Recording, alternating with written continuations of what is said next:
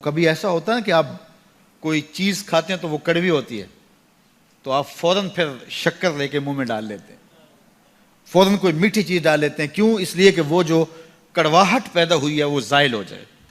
کھاتے کھاتے کوئی کڑوا بادام آ گیا تو آپ جلدی جلدی سے پھر کوئی میٹھا بادام 2-3 اکٹھے ڈال لیتے ہیں منہ میں کہ اس کی کڑواہٹ ختم ہو. جب کڑواہٹ پیدا ہوگی تو اس کو کیسے ختم کیا جائے گا؟ مٹھاس سے. مٹھاس زیادہ کی جائے گی، کھنڈ زیادہ ڈال دی جائے گی تو پھر وہ کڑواہٹ ختم ہو جائے گی. کہا جب گناہ کی کڑواہٹ آ جائے تو تم نیکی کی کھنڈ ڈال لیا کرو، نیکی کی شکر کھا لیا کرو، گناہ مٹ جائے گا اور تمہارا منہ بھی، تمہارا دل بھی، تمہارا دماغ بھی میٹھا ہو جائے گا. اس لیے فرمایا کہ جب گناہ ہو جائے تو فوراً کیا کیا کرو؟ نیکی کر لیا کرو.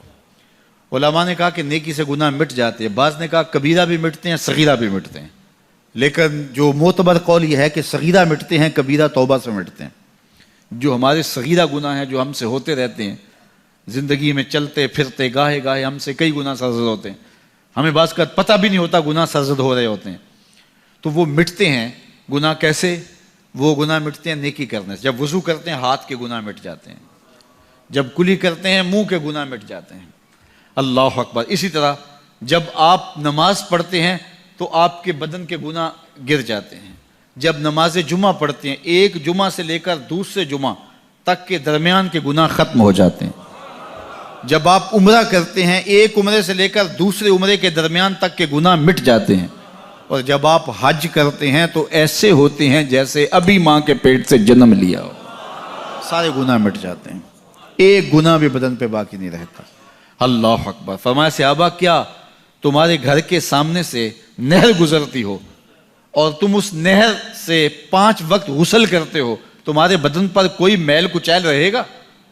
عرض کی یا رسول اللہ کیسے رہ سکتا ہے؟ فرمایا یہی مثال 5 نمازوں کی ہے. جب 5 نمازیں پڑھتے ہو بدن کے گناہ دھل جاتے ہیں. تو فرمایا جب گناہ کر بیٹھو تو نیکی کیا کرو، نیکی کرنے سے گناہ مٹ جاتے ہیں. اللہ کے محبوب علیہ السلام سے پوچھا گیا کہ سب سے اچھا ایمان کس کا ہے؟ فرمایا سب سے اچھا اور کامل ایمان اس کا ہے جس کے اخلاق اچھے ہیں، جو بات اچھی کرتا ہے، جو لوگوں کے برائیوں کی ٹو میں نہیں رہتا، جو لوگوں کو اذیت نہیں پہنچاتا، جس کی طبع میں حیا ہے، جس کی طبیعت میں وفا ہے، جس کے انداز کے اندر محبت ہے، مروت ہے، بھائی چارہ ہے، حسن سلوک ہے، رواداری ہے. ان چیزوں سے مل کے اخلاق بنتا ہے، اچھی عادتوں سے اخلاق بنتا ہے، رویوں سے اخلاق بنتا ہے، لوگوں کے بارے میں اچھا سوچنے سے اخلاق بنتا ہے. تو اچھے خلق رکھنے والا شخص اچھے ایمان کا حامل ہے. بہتر ایمان اس کا ہے جس کے خلق اچھے ہیں، جس کا کردار اچھا ہے.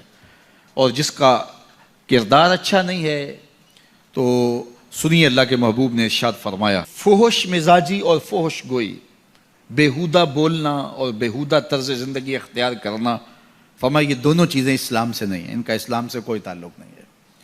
اسلام تو لطیف دین ہے، اسلام تو خوبصورت دین ہے، اسلام تو دین محبت ہے. فرمایا تم میں سے سب سے اچھا اسلام اس کا ہے جس کے خلق اچھے ہیں. اور اللہ کے محبوب نے فرمایا بوئستو لأتمم مکارم الاخلاق، میں اس لیے بھیجا گیا ہوں کہ میں اخلاقیات کی قدروں کو بلند کر دوں، اخلاقیات کی قدروں کو اونچا کرنے کے لیے، ان کی تکمیل کے لیے میں بھیجا گیا ہوں. اور اللہ کے محبوب کے اخلاق ایسے ہیں کہ خود میرا رب کہتا ہے انک لعلی خلق عظیم، محبوب تیرے خلق عظیم ہیں. تو جس کے خلق کو میرے رب نے بھی عظیم کہا وہ خلق کتنے عظیم ہوں گے. اللہ اکبر. حضرت سیدنا انس بن مالک رضی اللہ تعالیٰ عنہ فرماتے ہیں 10 سال میں نے حضور کی خدمت کی ہے اور 10 سال میں ایک بار بھی ایسا نہیں ہوا کہ میرے حضور نے مجھے جھڑکا ہو. کیا محبت تھی، کیا پیار تھا، کیا خلق تھا. خلق اودینے مولئی دنیا، خلق اودینے مولئی دنیا، کوئی ورلائی جان بچاوے، آزم ایڈا سونا ماہی سنو کدرے نظر نہ. کچھ ان کے خلق نے، کچھ ان کے کردار نے کر لی، مسخر ساری دنیا شہ ابرار نے کر لی. تو اچھے اخلاق کا حامل جب بندہ ہوگا اس کا ایمان کامل ہوگا اور اس کا ایمان اچھا ہوگا. تو نامہ اعمال میں جو عمل ڈالے جائیں گے، جو ترازو پہ میزان پر جو عمل ڈالے جائیں گے، سب سے وزنی عمل نماز نہیں ہوگا، روزہ نہیں ہوگا، سب سے وزنی عمل کون ہوگا؟ جو پرڑے کو جھکا دے گا، وہ حسن خلق ہے۔ تو لوگوں سے اخلاق اچھے رکھیں، لوگوں سے رویے خوبصورت رکھیں، بات کرنے میں سلیقہ سیکھیں، گفتگو کا طریقہ سیکھیں، لوگوں کے معاملات کے اندر، نجی زندگی کے اندر جھانکنے کی کوشش نہ کیجیے، اور لوگوں کے بارے میں حسن ظن رکھیے، ان کی بہتری کا سوچیے، اور ان کے لیے خیر کے ماحول کو فراہم کیجیے، ان کے لیے آسانیاں پیدا کیجیے، اور ان کو جو ہے وہ آپ اچھائی کی طرف بلائیے۔ میرے بزرگ فرمایا کرتے تھے، جس سے دوستی ہو تو اس کا بھلا سوچنا چاہیے، اور کسی کا بھلا سوچنا یہ ہے کہ اس کی دنیا بھی اچھی ہو، اور بالخصوص اس کی آخرت اچھی ہو جائے، تو اس کو دین کی طرف لایا جائے، اس کو اچھائی کی طرف لایا جائے، تاکہ اس کی آخرت برباد نہ ہو۔ یہ کسی کا بھلا سوچنا ہے۔ تو اچھے اخلاق کا حامل شخص ہی ایک اچھا مسلمان ہوتا ہے۔ صوم و صلات سے کوئی شخص نہیں پہچانا جاتا، یہ تو اس کا ذاتی معاملہ ہے۔ کسی شخص کی پہچان اس کے اخلاق سے ہے۔ نکاح کرنے کے حوالے سے بھی اللہ کے محبوب نے ہمیں جو رہنما اصول دیا، فرمایا جس کے اخلاق اور جس کا دین تمہیں پسند آ جائے، اس سے اپنی بیٹی کا نکاح کر دو۔ تو وہاں دولت دیکھنے کی تلقین نہیں کی گئی۔ اگر یہ قدریں ہوں گی ہماری، ایک دوسرے سے جڑنے کی، ایک دوسرے سے قریب ہونے کی، رشتہ داریاں کرنے کی، تو پھر اچھا معاشرہ تشکیل پائے گا۔ اور جب ہماری جو ہے وہ ترجیحات اس سے ہٹ کر کے ہوں گی، تو پھر اچھا معاشرہ تشخیص نہیں پائے گا۔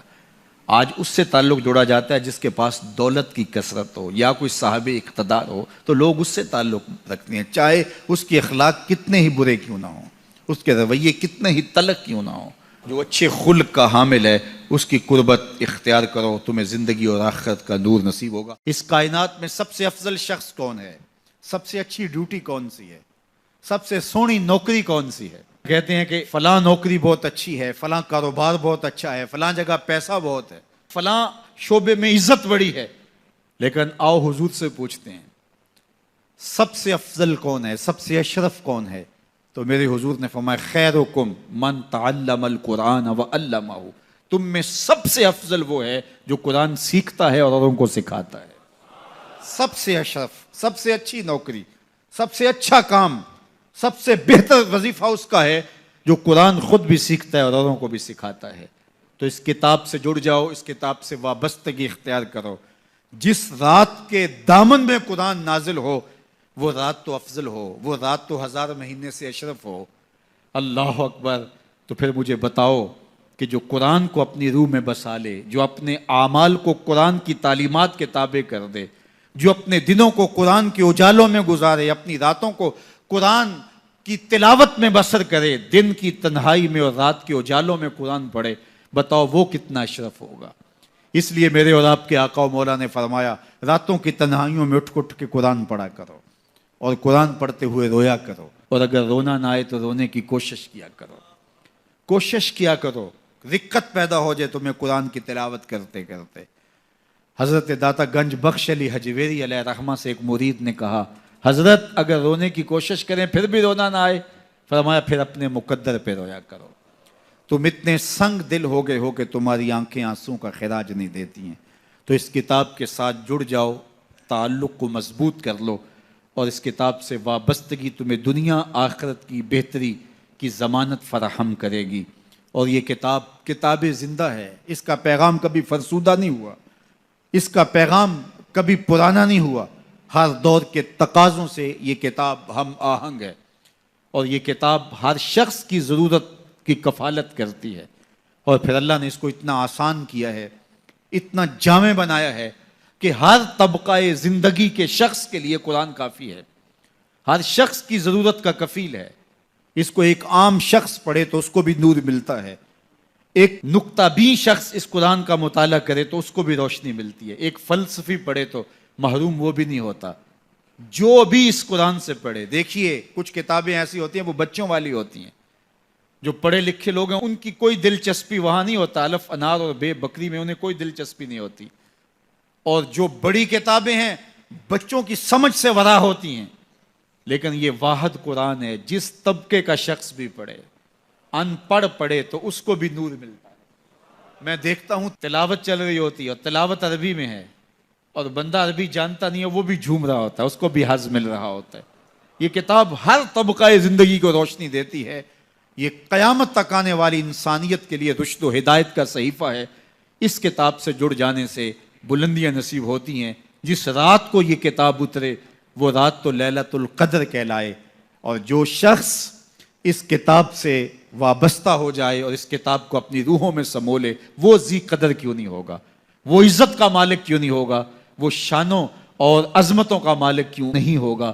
تو آئیے میں اور آپ اس رات کی ان خوبصورت پہنائیوں کے اندر اور ان حسین لمحوں کے اندر کتاب اللہ کے ساتھ جڑنے کا عزم کر کے اللہ کے حضور دعا کے لیے ہاتھ پھیلائیں کہ اے اللہ ہمیں اس کتاب کے ساتھ جوڑ دے۔ یہ کتاب زندگی بخش ہے، اللہ پوری امت کو اس کتاب کے ساتھ جوڑ دے۔ اقبال کہتے ہیں فاش می گوئم آنکھ در دل مزمرست، این کتاب نیز چیزیں دیگرست۔ جو میرے اندر چیز چھپی ہوئی ہے اس کو کھل کے اگر بتاؤں، یہ کتاب نہیں، یہ کوئی اور ہی شے ہے، یہ زندگی بدل شے ہے، یہ حیات ساز کتاب ہے، یہ زندگی کو روشنی اور اجالوں سے بھر دینے والی کتاب ہے، یہ پستیوں سے اٹھا کے بلندیوں تک پہنچانے والی کتاب ہے۔ اس کا حرف حرف روشنی ہے، اس کا لفظ لفظ اجالا ہے، یہ زندگی کو زندگی کا حقیقی نور دینے والی کتاب ہے۔ اس سے جڑنے والے کبھی محروم نہیں ہوتے، سرخرو اور سربلند ہوتے ہیں۔ اللہ ہمیں اس کتاب رحمت سے جڑنے کی اور جڑے رہنے کی توفیق عطا فرما، اور اس امت کو اس کتاب کے ساتھ وابستگی اللہ نصیب کرے۔